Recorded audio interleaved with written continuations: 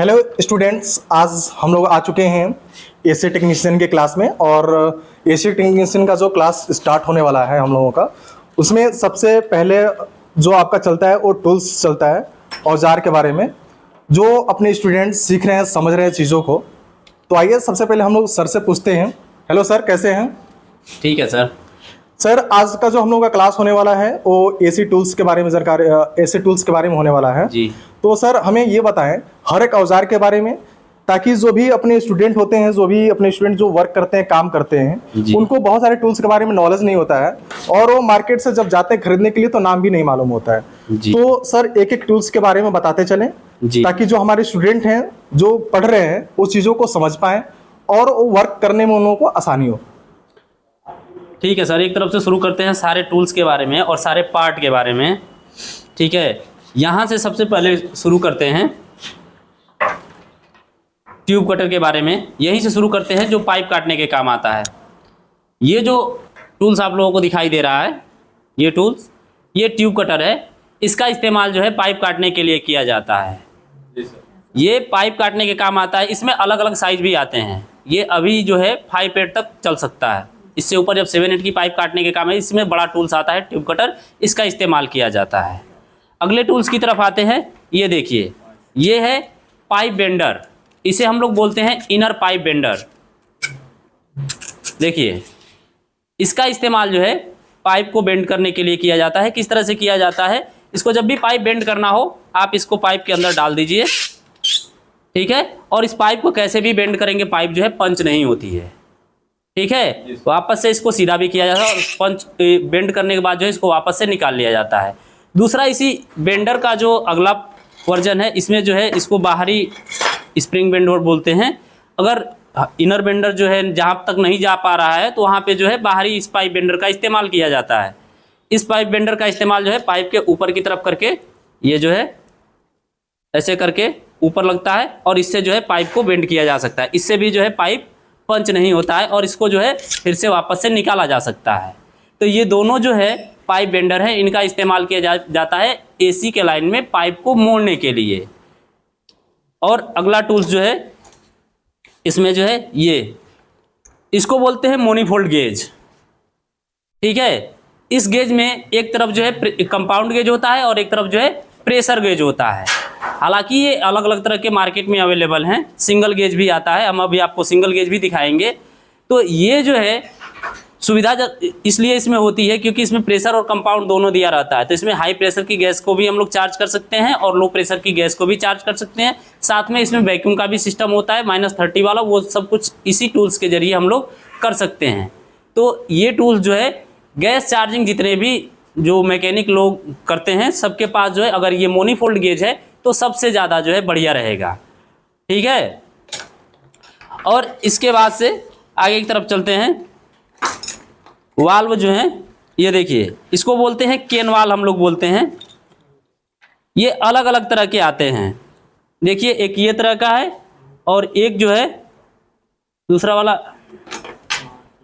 ये जो है दोनों देखिए अलग अलग तरह के हैं। इनका इस्तेमाल कहाँ कहाँ करना होता है? ये वाला जो होता है जिसमें पिन लगा होता है, उसमें इस तरह के वाल आते हैं, उसका इस्तेमाल किया जाता है। और जिनके जो ऊपर, ये दोनों अलग अलग तरह के केन हैं। इस वाले पे जो है ये चौड़ा जो वाल है, इसका इस्तेमाल किया जाता है और इसको जो है इस पे टाइट किया जाता है।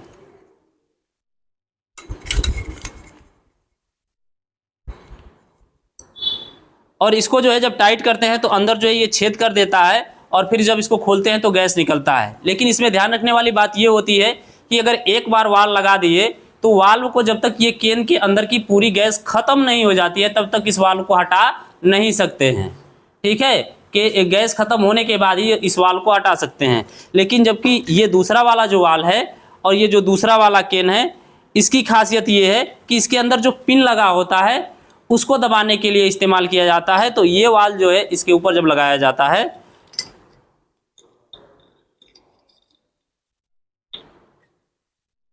अलग अलग के, ये बहुत ही बढ़िया मॉडल का है, ये जल्दी से ख़राब नहीं होता है। ये वाल्व जो है देखिए, इसमें जो है जब इसको टाइट करते हैं तो अंदर के पिन को दबाता है ये, जिससे जो है गैस इसके अंदर से निकलता है।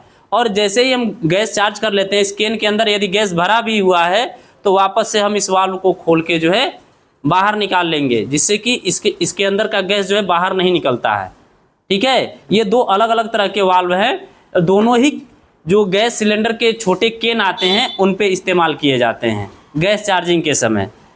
ठीक है, अगले पार्ट में आ जाइए, हम आपको दिखाते हैं ये जो टूल्स हैं इसका इस्तेमाल जो है, इसमें देखिए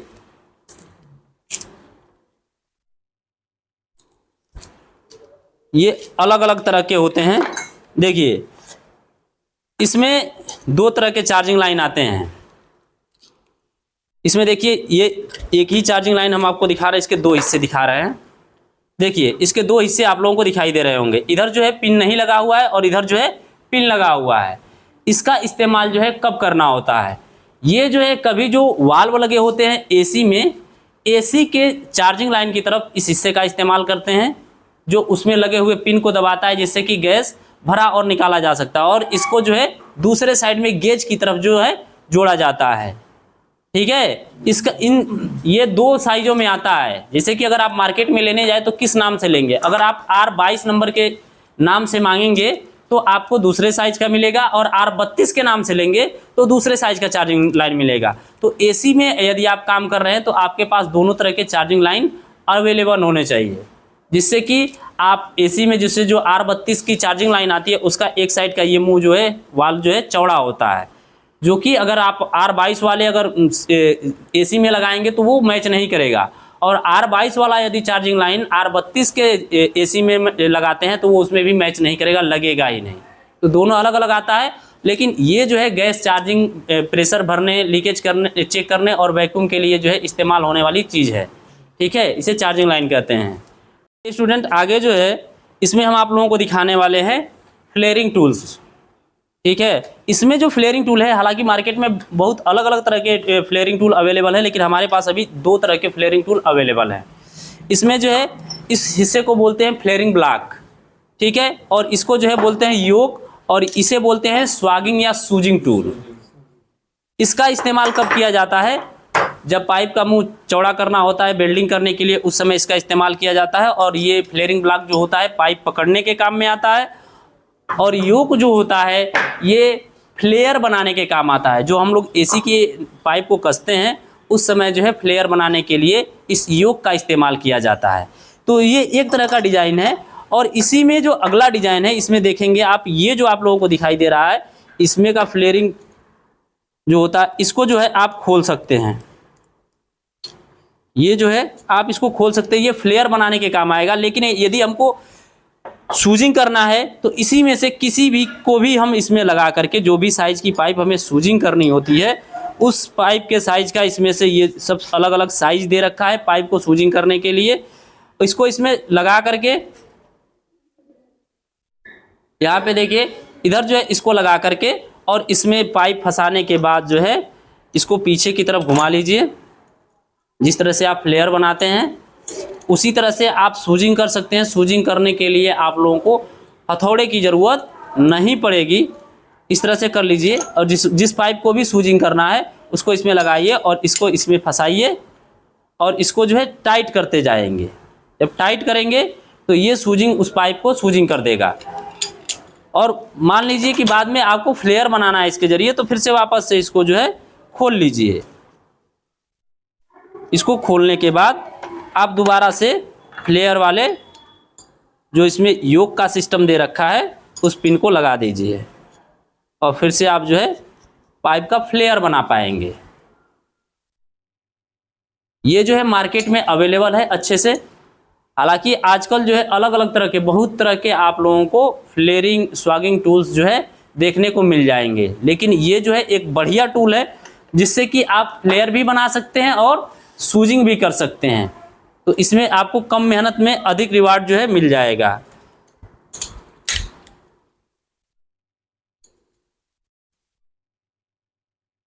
टूल्स पड़ा हुआ होता ना मत, ये सब बाकी रखिए। अगला टूल हम आप लोगों को दिखाने वाले हैं, ये क्लैंप मल्टीमीटर है। दो तरह के क्लैंप मल्टीमीटर जो है आपको दिखाई दे रहे हैं यहाँ पे। दोनों एक ही जैसा कार्य करते हैं, लेकिन इसमें दोनों की बनावट जो है बस अलग अलग है। इसमें आप देख पाए दोनों एसी टेक्नीशियन ही यूज करते हैं। इसमें छोटा क्लैंप है, इसमें बड़ा क्लैंप है, लेकिन दोनों में अंतर नहीं है। इसमें रेंज सब में बराबर दे रखा है। इसमें लोड चेक करने का रेंज है, वोल्टेज चेक करने का रेंज है, एसी और डीसी कंटिन्यूटी का रेंज है, उसके बाद से रेजिस्टेंस चेक करने का रेंज है। तो एसी टेक्नीशियन को जितने भी रेंज की ज़रूरत है मीटर में, वो सारे रेंज इसके अंदर, दोनों के अंदर अवेलेबल हैं। हालांकि इसमें 3 अलग अलग एम्पियर लोड चेक करने के लिए दे रखा है, जिससे कि और आसानी हो जाती है इस टूल्स को। इस टूल्स की खासियत क्या है इस छोटे वाले की, कि अगर इसको लगभग 10 मिनट तक आप ऐसे ही चालू छोड़ देते हैं तो ये बीप करके 2-3 बार बीप करके स्वतः ही बंद हो जाता है। जबकि ये जो बड़ा वाला क्लैंप मल्टीमीटर है, ये जो है ना, जब तक आप इसको ऑफ नहीं करेंगे, जब तक इसकी बैटरी चलती रहेगी, एक बार ऑन करके आप छोड़ दिए तो ये पूरा बैटरी जब तक ख़त्म नहीं कर लेता है, उसके बाद से ये ऑफ हो जाएगा बैटरी ख़त्म होने के बाद। और ये जो है 10 मिनट तक एक्टिव यदि लगातार रहे और आप इस पर वर्क नहीं कर रहे हैं, ऐसे कहीं लगा के छोड़ दिए और 10 मिनट तक ऑन है, तो ये स्वतः ऑफ हो जाएगा। तो इसलिए छोटा वाला जो है हम लोग के लिए थोड़ा ज़्यादा बेस्ट होता है कि गलती से आप मीटर को चालू छोड़ देते हैं तो जो है ये खुद बंद हो जाएगा, जिससे कि इसके अंदर के लगा हुआ सेल जो है डिस्चार्ज नहीं होगा। ये दोनों टूल का इस्तेमाल वोल्टेज चेक, लोड चेक, तार चेक या फिर कंप्रेसर चेक, ये जितनी भी चेकिंग होती है, फैन मोटर की चेकिंग, सब इसी क्लैंप मल्टीमीटर के द्वारा ही करी जाती हैं। इसी में एक आता है कंटिन्यूटी टेस्टर, ये भी हम लोगों के बड़ा काम का टूल है। देखिए, इससे हम लोग क्या चेक करते हैं, जैसे कोई तार फॉल्ट है कि नहीं है, मोटर सही है कि नहीं है, कंप्रेसर ठीक है कि नहीं ठीक है, इसके जरिए जो है हम लोग चेक कर सकते हैं। तो ये कंटिन्यूटी देखने में छोटा टूल है, लेकिन इसका इस्तेमाल जो है बहुत ही अच्छा है। हम लोगों के एसी टेक्नीशियन जितने भी काम करते हैं उन सबके पास जो है एक एक जो है ये होना चाहिए। इसको बोलते हैं कंटिन्यूटी टेस्टर। इसमें अगला टूल आप लोगों को हम दिखाएंगे, ये हम लोगों के भाषा में इसे सलाई रिंच कहा जाता है। ठीक है, अगर इसको, ये एडजस्टेबल है और ये जो है इसको हम लोग अपने, जैसे कि काम करने वाले जो हम लोग का एरिया है वहाँ पे इसे सलाई रिंच के नाम से जानते हैं, या फिर आप पूरे भारत में कहीं भी काम करने एडजस्टेबल कहेंगे आपको मिल जाएगा। तो ये अलग अलग साइज़ का, एक बड़ा साइज़ एक छोटा साइज़ लेते हैं, दोनों जो है अलग अलग साइज़ का इसलिए लेते हैं कि दोनों एक साइज़ का, कभी भी नट उसमें नहीं रहता है, तो हम लोग एक हल्का ले लेते हैं और एक जो है भारी लेते हैं, जिससे हम लोग का काम आसान रहता है। हालांकि एक साइज़ का भी लेंगे तब भी वही काम होगा और थोड़ा छोटा बड़ा लेंगे तब भी वही काम होगा। तो वज़न के जिसे कम करने के लिए अपने टूल बैग का हम लोग दोनों छोटे बड़े साइज़ का ले लेते हैं। ठीक है, इसका इस्तेमाल हम लोग करते हैं। और ये जो है इसे हम लोग छेनी बोलते हैं। इसका इस्तेमाल जो है, जैसे कि जब एसी लगा रहे होते हैं तो जो होल मारते हैं, हालांकि आजकल तो होलसा आ गया है जिसे हम लोग कोर कटर बोलते हैं, उसका इस्तेमाल करते हैं। लेकिन अभी बहुत सारे टेक्नीशियन भाई लोगों के पास ये नहीं, होलसा नहीं है, तो ये छेनी हथौड़ी का ही जो है प्रयोग किया जाता है। इससे जो है एसी की पाइप को निकालने के लिए इस्तेमाल किया जाता है। यहाँ पे देखिए, ये छोटा टूल दिखने में आपको दिख रहा है, लट्टू पेचकस इसको बोलते हैं। ये बिल्कुल नॉर्मल पेचकस की तरह है, लेकिन साइज में छोटा है। ये कहाँ इस्तेमाल किया जाता है? एसी और फ्रिज में। इसके बिना जो है आप काम नहीं कर सकते हैं। ये जितने भी आउटडोर यूनिट लगते हैं उनमें जो पीछे के साइड में दीवार के पास लगता है, तो उसमें बड़ा पेचकस आप नहीं लगा सकते हैं। तो वहाँ पे ये जो है लट्टू पेचकस जो है बड़े काम की चीज़ है। या फिर फ्रिज के अंदर जो फ्रीजर चेंज किया जाता है, उसमें का जो स्क्रू है खोलने के लिए जो है इस लट्टू पेचकस का जो है इस्तेमाल किया जाता है। ये मार्केट में आसानी से अवेलेबल होता है, कोई भी खरीद सकता है। इतना मजबूत है कि ये आप 10 साल 15-20 साल तक चलाइए, कभी ख़राब होने वाला है। अलग तरह की हथौड़ी है, ठीक है, जिसे हम लोग हैमर बोलते हैं। हथौड़ी सबसे बढ़िया रहेगा, आसान भाषा में आप लोग समझ भी लेंगे। ये छोटा है, जैसे कि कहीं क्लिप वगैरह मारना होता है या फिर पैनल लगाना होता है तो हम लोग हल्के हथौड़ी का प्रयोग करते हैं। और जहाँ पे बड़े सैडल मारने होते हैं या फिर होल मारना होता है, वहाँ पे इस भारी वाले हथौड़े का, जहाँ पे ये छेनी चलानी होती है, अभी बता रहे थे हम आपको, तो होल मारने के लिए जो है भारी हथौड़ी का उपयोग जो है एसी लाइन में किया जाता है। आप केवल भारी हथौड़ी ले लेंगे तब भी आपका हल्के की ज़रूरत नहीं पड़ेगी। हालांकि हल्का यदि आपके पास है तो पैनल लगाना आसान हो जाएगा आपका। उसके बाद से अलग अलग तरह के पैनल के बाद क्लिप मारना होता है पाइपों पे, छोटे वाले क्लिप, उन सब के लिए, या तार पे क्लिप मारना है तो ये जो है उसके लिए आसान रहता है। बोर्ड लगाने के लिए ये सब काम करता है। तो इसका ये भी आपके पास जो है होना चाहिए। इसमें एक चीज़ आपको देखना चाहिए, ये जो है रेगमार पेपर, हालांकि देखने में बहुत काम की चीज़ नहीं लग रहा है, लेकिन ये बहुत काम की चीज़ है। जितनी भी एसी पाइपें होती हैं, जब वेल्डिंग मारना होता है, जैसे कि कोई एसी लगा हुआ है या फ्रिज की पाइप है, जो ज़्यादा दिन हो जाए तो उसके ऊपर कार्बन आ जाता है, तो जब भी हमें वेल्डिंग मारना होता है तो ये जो है रेगमार पेपर से उसको हम लोग अच्छे से साफ़ कर लेते हैं। तो ये रेगमार पेपर जो है आपके टूल बैग जो है उसमें होना चाहिए, बिना इसके जो है दिक्कत होगी। उसके बाद से अलग अलग साइज़ के जो रिंच हैं, एडजस्टेबल तो होना ही चाहिए, अलग अलग साइज़ के जो ये रिंच हैं ये जो है आपके पास अवेलेबल होना चाहिए। हालांकि एसी में जो है अगर आप काम कर रहे हैं, केवल एसी के लिए एक रिंच लेना चाहते हैं तो कम से कम आपको 2 रिंच लेने चाहिए। एक 10 और एक 12 नंबर का होना चाहिए, और जो है एक 13 और 14 नंबर का रिंच होना चाहिए, जो एसी के स्टैंड को खोलने कसने के लिए जो है काम में आएगा। ठीक है। और आपके पास एक और इसी रिंच से ही संबंधित चीज़ है, जिसे हम लोग टी गोटी बोलते हैं, टी पाना भी बोलते हैं। तो ये टी पाना जो है आपके पास अलग अलग तरह का होना चाहिए। दूसरे लोग जो इस्तेमाल करते हैं तो उसमें फिक्स आता है, तो आप लोग फिक्स वाला ना लीजिए। फिक्स वाला लेंगे तो आप बहुत सारा आप नहीं रख पाएंगे, जिसमें इसे हम लोग गोटी बोलते हैं, ठीक है, और इसे टी पाना बोलते हैं। तो ये ले लेंगे एक टी पाना, और अलग अलग साइज़ के कई सारे गोटी ले लेंगे, तो कई साइज़ के बोल्ट को खोलने के लिए जो है, नट को खोलने के लिए, कसने के लिए आप इस्तेमाल कर पाएंगे। तो ये जैसे कि होता ये है ना, जहाँ पे ये रिंच नहीं जा पाता है वहाँ पे जो है टी पाना का इस्तेमाल किया जाता है। जैसे कि कंप्रेसर के नट को खोलना हुआ या फैन मोटर के नट को खोलना हुआ, तो वहाँ पे रिंच नहीं चल पाता है, तो वहाँ पे टी पाना का इस्तेमाल किया जाता है। और आप लोगों के पास, आप लोग लगभग सभी लोग ये जानते होंगे कि क्या चीज़ है, वायर कटर है। इसका इस्तेमाल जो है वायर को काटने और छीलने के लिए किया जाता है। ये बहुत आसानी से वायर को काट और छील सकता है, तो इसका इस्तेमाल जो है हम लोग करते हैं। उसके बाद से ये स्पीड लेवल, इसे वाटर लेवल भी बहुत सारे लोग बोलते हैं, हालांकि स्पीड लेवल है।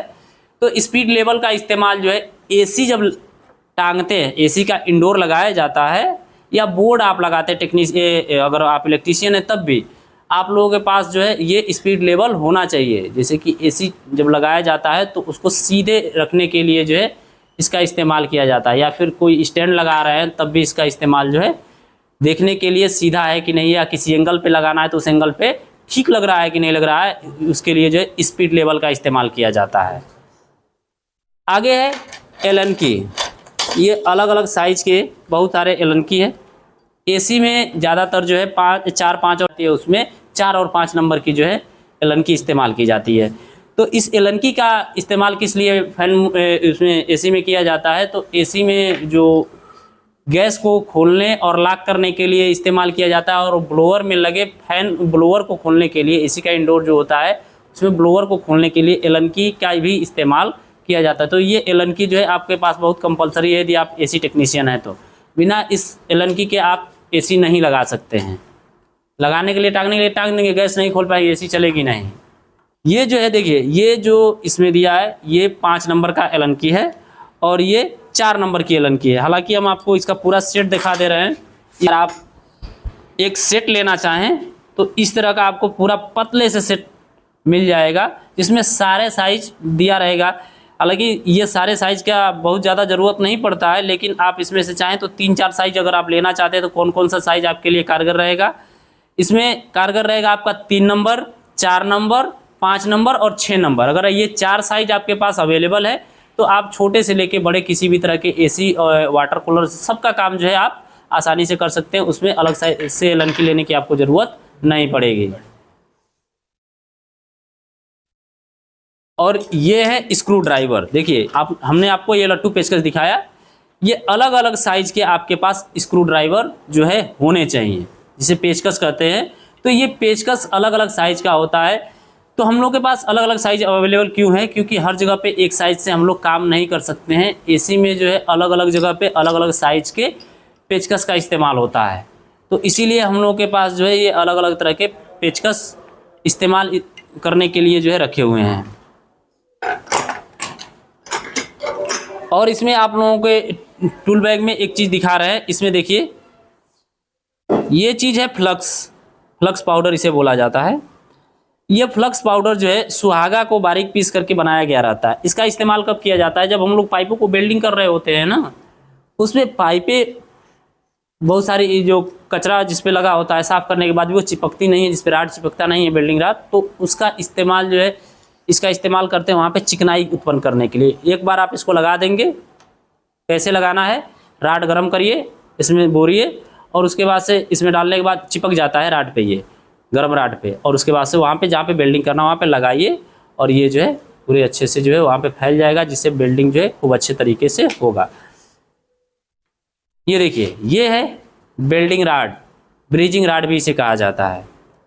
जो एसी लाइन में वेल्डिंग राड इस्तेमाल किया जाता है ब्रिजिंग राड, तो ब्रिजिंग करने के लिए जो इस्तेमाल किया जाता है इस ब्रिजिंग राड का इस्तेमाल किया जाता है। जैसे कापर पाइपों को वेल्डिंग करके जोड़ना होता है, ब्रिजिंग करके जोड़ना होता है, तो यही राड जो है जिसको गला करके पाइप को जोड़ने का कार्य किया जाता है। उसके आगे जो है ये जो है रेती है, जिसे फाइल कहते हैं। तो ये रेती जो है किस काम में आती है? जैसे कि पाइप काटते वक्त पिचक जाता है या इधर उधर हो गया तो उसको घस के पूरा प्लेन करने के लिए, या जंग लगा हुआ है तो उस जंग को हटाने के लिए जो है फाइल का इस्तेमाल किया जाता है। ये भी एक एसी टेक्नीशियन के टूल बैग में होना चाहिए। आपके पास जो है ये हेक्सा ब्लेड जो होना है आपके बैग में चाहिए। अगर ब्लेड नहीं है तब भी आप काम ठीक से नहीं कर पाएंगे, क्योंकि बहुत सारे ऐसे जगह पे होते हैं जहाँ पे ये ट्यूब कटर काम नहीं आ पाता है, जहाँ पे ट्यूब कटर पूरी अच्छे तरीके से घूम नहीं पाता है। तो अगर ट्यूब कटर से पाइप नहीं कट पा रही है तो वहाँ पे जो है हेक्सा ब्लेड का इस्तेमाल किया जाता है, इससे काट लेते हैं आराम से। तो ये हेक्सा ब्लेड भी आपके जो है टूल बैग में होना चाहिए। इसमें जो है ये फ्लेयर नट है, इसमें ये 2 साइज के फ्लेयर नट है, दोनों का साइज है ये 1/4, जिसे क्वार्टर का नट कहेंगे। ये है, इसमें देखेंगे तो ये इस तरह से दिखाई देगा, क्वार्टर का नट है, और ये हाफ का नट है। ये दोनों नट किस काम में आता है? जो पाइप कसनी होती है एसी की, इंडोर और आउटडोर के पास जो है वहाँ पे जो है इसको लगा करके फ्लेयर बना करके जो है एसी के पाइपों को जोड़ने का कार्य किया जाता है। अब आपको हम टेप के बारे में बताएंगे, जिसमें अलग अलग तरह के टेप, हम लोग 3 तरह के टेप जो है अभी इस्तेमाल कर रहे हैं एसी लाइन में। देखिए, ये जो है वायर टेप, ये सभी लोग जानते हैं कि ये वायर टेप है, कि अगर कहीं पे वायर छील रहे हैं, काट के जोड़ रहे हैं तो उसका इस्तेमाल किया जाता है। ये जो है चौड़ा वाला टेप है, इसका इस्तेमाल जो है हम लोग एसी लाइन में, जब जो एसी की पाइप में इंसुलेशन ऊपर लगा होता है उसके ऊपर लगाने के लिए जो है ये इंसुलेशन जो है इसके ऊपर जब इसमें पाइप डाला जाता है उसके बाद से इसके ऊपर जो है इसे अच्छे से धूप से सेफ करने के लिए जो है इसका इस्तेमाल किया जाता है। चौड़ा टेप, इसे सेलो टेप बोलते हैं। इसी का एक और बढ़िया है रैपिंग टेप, जिसे हम लोग कहते हैं। ठीक है, इसमें ये रैपिंग टेप जो है बहुत ही बढ़िया होता है। ये इसी पाइप पे लगाने के लिए होता है।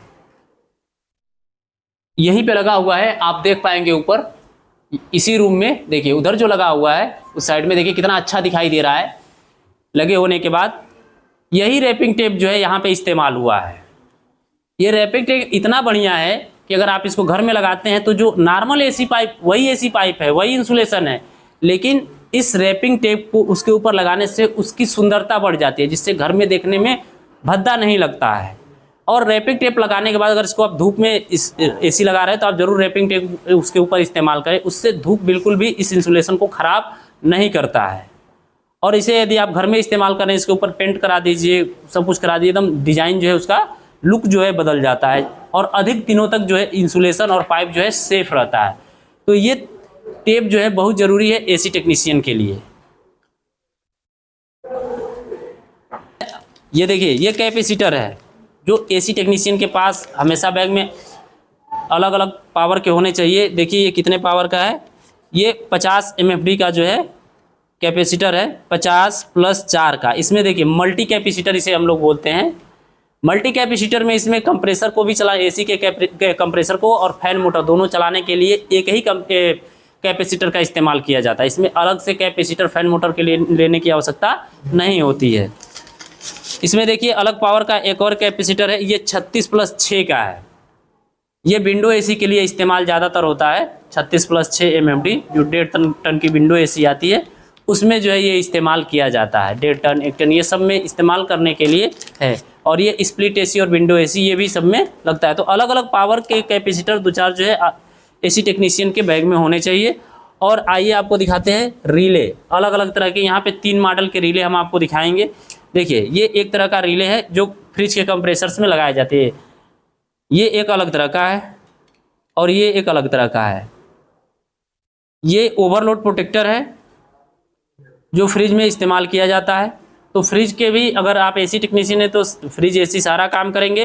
तो इस तरह के जो है आपके पास पार्ट्स मौजूद होने चाहिए ताकि आप जब भी मशीन को चेक करने जाएं तो आपके पास जब पार्ट रहेगा तो आप आसानी से कोई भी पार्ट ख़राब है कि नहीं ख़राब है आप चेंज करके मशीन को चालू करके देख सकते हैं कि कोई पार्ट ख़राब तो नहीं है।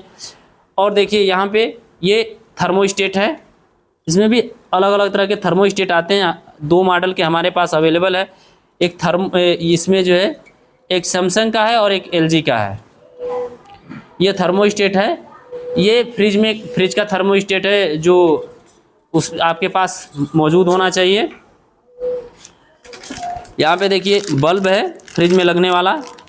इसमें 2 मॉडल में आते हैं, एक तार वाला आता है और एक चूड़ी वाला आता है। तो चूड़ी वाले में 2 नंबर आता है, 12 नंबर और 14 नंबर। ठीक है, 12 और 14 नंबर का। 14 नंबर जो है मोटा होता है, 12 नंबर का पतला होता है। दोनों फ्रिज में इस्तेमाल किया जाता है। हालांकि अगर आपके पास वो दोनों अवेलेबल नहीं है तो आप तार वाला इस्तेमाल करिए। ठीक है, थिम्बल उसका काट दीजिए या फिर छील के जोड़ के और टेपिंग कर दीजिए। LED वाला भी सेम तरीके का काम करेगा। इसमें भी अगर जलने की बात, रोशनी की बात करें जाए तो 2 तरह का आता है, एक LED वाला आता है और एक नॉर्मल पीला जलने वाला आता है। पीला जलने वाला जो है 15 वाट का होता है। ठीक है,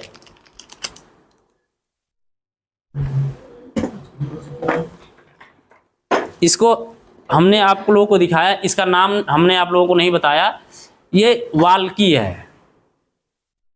वाल्की देखने में दूसरे तरह का आता है। ये जो गैस सिलेंडर होते हैं ना उनके वाल को खोलने और कसने के लिए इस्तेमाल किया जाता है। हमारे पास जो सिलेंडर है, देखिए गैस सिलेंडर, ये हर टेक्नीशियन के पास होता है। हम इस पे दूसरे तरह का वाल लगा रखे हैं। ये जिस पे हैंडसेट नहीं दिया रहता है उसको खोलने और कसने के लिए इस टूल्स का इस्तेमाल किया जाता है। जिस पे ये हैंडसेट नहीं लगा होता है, चौड़ा चौकोर में जो होता है वहाँ उसको खोलने और कसने के लिए इस वाल्की का इस्तेमाल किया जाता है। हालांकि सिंगल वाल्की भी आता है, लेकिन ये वाल्की हम क्यों लिए हैं, क्योंकि इसमें एक ही पैसे में हमको 4 वाल्की के साइज मिल गए हैं और ये इतना मजबूत है कि ख़राब होगा नहीं और कम स्पेस में जो है आसानी से रखा जा सकता है।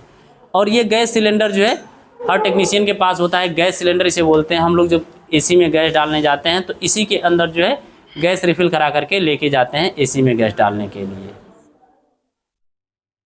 और भी बहुत सारे टूल्स हैं। ये ड्रिल बिट है जो एसी लगाते हो, 6 mm का ड्रिल बिट है। इसका इस्तेमाल हम लोग एसी के पैनल को लगाने के लिए, बोर्ड लगाने के लिए जो है करते हैं। हैमर ड्रिल का बिट है। हम आपको एक और टूल दिखा रहे हैं जो अभी मार्केट में नया है थोड़ा सा इधर के लिए, पता नहीं बाहर में कब से चल रहा है। इधर देखिए ये 360 वाला जो है, हम लोग इसको 360 गन बोलते हैं। इसको आप कैसे भी घुमा लीजिए, ये आसानी से घूम जाएगा, ये डिस्टर्ब नहीं होता है। ये 360 गन है। इसको किसी भी एंगल में आप करके चला सकते हैं जिस एंगल में आपको गन चलाना है। ये बहुत ही सुविधाजनक है। केन आपको, जैसे कि जो नॉर्मल वाला गन आता है, ये नॉर्मल वाला गन है, ये नॉर्मल बेल्डिंग गन इसे बोलते हैं हम लोग। तो ये गन जो होता है इसको अगर आप केन पे लगाते हैं, जैसे कि हमने आप इसको दिखाया कि इसको 360 एंगल में कहीं भी इसको कर सकते हैं, ये खराब नहीं होगा। लेकिन अगर हम इसको लगाते हैं, दूसरा वाला जो नॉर्मल वाला गन आता है, अगर हम इसको लगाते हैं तो ये कहीं घूमने वाला नहीं है। जहाँ कहीं भी बिल्डिंग का एंगल हमें चेंज करना पड़ेगा तो हमें इस केन का एंगल चेंज करना पड़ेगा। और जैसे ही हम केन का एंगल चेंज करते हैं तो प्रेशर इतना ज़्यादा बढ़ जाता है गैस का कि वेल्डिंग जो है सही से नहीं हो पाता है। तो आप प्रयास करिए, अगर आपको आपकी तरफ ये अवेलेबल हो तो इसका इस्तेमाल करें, बहुत बढ़िया चलता है। नहीं तो आप इससे भी काम कर सकते हैं। ये गन है, वेल्डिंग करने के लिए काम में आता है। पाइपों को जोड़ने के लिए।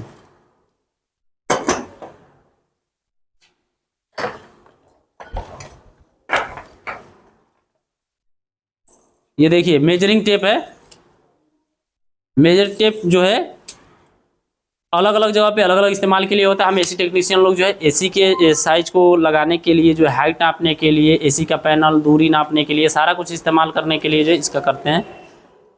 और ये जो है बहुत ही ज़रूरी चीज़ है, इसके बिना जो है एसी लगाने में बहुत दिक्कत आएगी। तो जितने भी एसी टेक्नीशियन लोग हैं सबके पास जो है मेजर टेप होना चाहिए।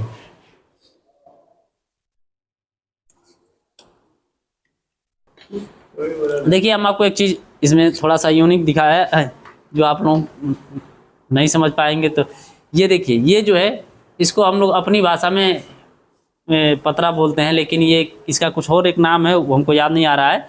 इसका इस्तेमाल कहाँ किया जाता है? जब भी हम लोग बिल्डिंग के लिए गन का इस्तेमाल करते हैं ना, तो इसके जो है इस फ्रंट पे लगाया जाता है इस तरह से, ताकि जो इस गन से फ्लेम निकलता है पीछे के किसी भी पार्ट को नुकसान न करे। और जो इसका लौ है जितना बढ़िया पाइप पे लगेगा तो आगे और पीछे से दोनों से बराबर हीटिंग मिलेगी और वेल्डिंग बढ़िया से होगा। और पीछे से जो भी पार्ट रहेगा, तार है, बॉडी है अगर, तो वो सब सुरक्षित रहेगा। इसके लिए जो है इसका इस्तेमाल किया जाता है। अब आप लोगों को हम इसके कैपलरी के बारे में बता रहे हैं। देखिए अलग अलग साइज़ की कैपलरी है और इसमें ये लगा हुआ गैस फिल्टर है। ये ड्रायर गैस फिल्टर है, बहुत सारे लोग इसे स्ट्रेनर बोलते हैं। ड्रायर गैस फिल्टर और स्ट्रेनर फिल्टर दो तरह के आते हैं। स्ट्रेनर में जो है इसके अंदर अगर आप आवाज़ सुनेंगे तो देखिए कुछ खरखराता हुआ जो सुनाई दे रहा है आपको। इसके अंदर एक पदार्थ होता है जिसका नाम होता है सिलिका जेल। सिलिका जेल जो है जिसमें होता है वो ड्रायर फिल्टर होता है, हालांकि लोग उसको स्ट्रेनर भी बोलते हैं। स्ट्रेनर वाले में जो होता है उसमें सिलिका जेल नहीं होता है, केवल जाली होती है। तो और ये कैपलरी लाइन, ये कैपलरी जो है एसी और fridge, water cooler, deep freezer, water chiller जितने होते हैं सब में इस्तेमाल किए जाते हैं। प्लांट में जो है कैपलरी इस्तेमाल नहीं करी जाती है, उसके जगह पे एक्सपेंशन वाल्व का जो है इस्तेमाल किया जाता है। तो ये कैपलरी जो है अलग अलग साइज 30 नंबर से लेकर के 31 नंबर से लेकर के 66 नंबर तक इस्तेमाल हम लोग एसी के लाइन में 64, 65, 66 ये सब करते हैं। ये जो है अलग अलग साइज का, इसमें साइज आप देखना चाहें तो हम बता देंगे आपको। ये 44 नंबर की है, ये 42 नंबर की है, 31 नंबर की है, ये दोनों 31 नंबर के हैं और ये वाला भी 31 नंबर का है। ठीक है, इसमें जो है 31, 36 और 39, 40 और 44 ज़्यादा इस्तेमाल किया जाता है फ्रिज डिफ्रीजर में। और उसके बाद से 44 से ऊपर जो 50 से ऊपर आता है वो जो है विंडो स्प्लिट एसी के लिए जो है इस्तेमाल किया जाता है। ये सारे टूल्स और पार्ट रहे जो हमने आप लोगों को दिखाया। इसमें बहुत सारे ऐसे भी अवेलेबल नहीं है। जैसे ही हमारे पास नए टूल्स आ रहे हैं हम फिर से आप लोगों को जो है अगले वीडियो में जो है आप लोगों को जानकारी उसके बारे में देंगे। यहाँ पे देखिए हम आप लोगों को दिखा रहे हैं अलग अलग तरह के गैस हैं जो फ्रिज और एसी में इस्तेमाल होने वाले जो है गैस हैं। इसमें देखिए ये 290 नंबर की गैस है। ये मार्केट में कुछ दिनों से नई चल रही है, नई गैस आई हुई है, 2-4 सालों से इस्तेमाल हो रही है। ये ज़्यादातर डीप फ्रीजर में इस्तेमाल होने वाली गैस है। डीप फ्रीजर और जो गोदरेज की एसी आती है उसमें अभी फ़िलहाल में हम लोगों ने इस्तेमाल किया है इसका। ये बहुत ही शानदार तरीके की गैस है। जितने भी जो फ्रिज और डिफ्रीजर के गैस आते हैं उनमें सबसे बेहतरीन गैस जो है ये 290 नंबर की, और हाई प्रेशर की इन सभी फ्रिजों वाली गैसों में सबसे हाई प्रेशर की गैस ये 290 नंबर की है। इसके आगे जो है आप देखेंगे 600 नंबर की गैस है। ये भी एक तरह की बहुत ही शानदार गैस है। आजकल के जो सबसे ज़्यादा इस्तेमाल होने वाली फ्रिज और डिफ्रीजर में गैस जो है ये 600 नंबर की है। जितने भी नए इन्वर्टर फ्रिज आ रहे हैं उन सभी के अंदर जो है R600 नंबर की जो है गैस इस्तेमाल करी जा रही है। ये है R134 नंबर की गैस जो फ्रिज, डिफ्रीजर, कार एसी इन सब में जो है इस्तेमाल किया जाता है। ये बहुत दिनों से चलता हुआ आ रहा है। ये बहुत ही बढ़िया कूलिंग के लिए जो है इफ़ेक्टिव गैस है जो आज भी जो है मार्केट में बहुत अच्छे तरीके से कार्य कर रही है। इसके बाद से ये है हाइड्रोकार्बन गैस। हाइड्रोकार्बन गैस बहुत ही पुरानी गैस है जो आज भी मार्केट में है, लेकिन अब ये धीरे धीरे ख़त्म होती जा रही है मार्केट से। इसका इस्तेमाल जो है R134A के जगह पे किया जाता है। अगर आपके पास R134A नंबर की गैस नहीं है तो रिप्लेस के तौर पे आप हाइड्रोकार्बन गैस उसके अंदर जो है डाल सकते हैं, या फिर बहुत पुरानी जैसे कि R12 नंबर का कंप्रेसर आपके पास अवेलेबल है और आपके पास जो है R12 नंबर की गैस नहीं मिल रही है तो आप उसके जगह पे हाइड्रोकार्बन का इस्तेमाल कर सकते हैं। ये फ्रिज में पड़ने वाली गैस है। यहाँ पे देखिए R22 नंबर की गैस है। इसका इस्तेमाल जो है, ये उसका केन है, 1 किलो का केन है। 1 kg में जो है आप 1 AC जो है कर सकते हैं। और ये जो है AC में इस्तेमाल होने वाली, AC वाटर चिलर में जो इस्तेमाल होने वाली गैस है, विंडो स्प्लिट AC सब में इस्तेमाल किया जाता है। ये जो है सिलेंडर हमने रखा हुआ है, देखिए हमने इस पर लिख के रखा हुआ है R410 नंबर की गैस है। AC में सबसे ज़्यादा आजकल उपयोग होने वाली जो गैस है R410 और R32 नंबर की गैस है। तो सिलेंडर इसी तरह का है, उसमें भी R32 नंबर की गैस को जो है हम लोग ले जाते हैं गैस चार्जिंग करने के लिए। तो ये सब गैस के बारे में रहा, और अन्य तरह की अगर गैस आती हैं तो उनके बारे में हम आपको अपडेट करते रहेंगे। पूरा उम्मीद है कि आप लोगों को बहुत अच्छी तरीके से समझ में आए होंगे हर एक चीज़ों के बारे में। तो सर अगर बहुत अच्छी तरीके से अगर आप लोगों को बताए तो आप लोग चैनल को सब्सक्राइब करिए और वीडियो को लाइक जरूर करिए, ताकि सर को भी लगे कि आपको कितना पसंद आया। और एक कमेंट करके बताइए कि इसके अंदर क्या चीज़ें छूट गई, किस औजार के बारे में आप जानना पसंद करेंगे और किस औजार के बारे में आप जानना चाहते हैं। आप कमेंट करके पूछ सकते हैं, हर एक चीज़ों के बारे में आपको जानकारी दी जाएगी।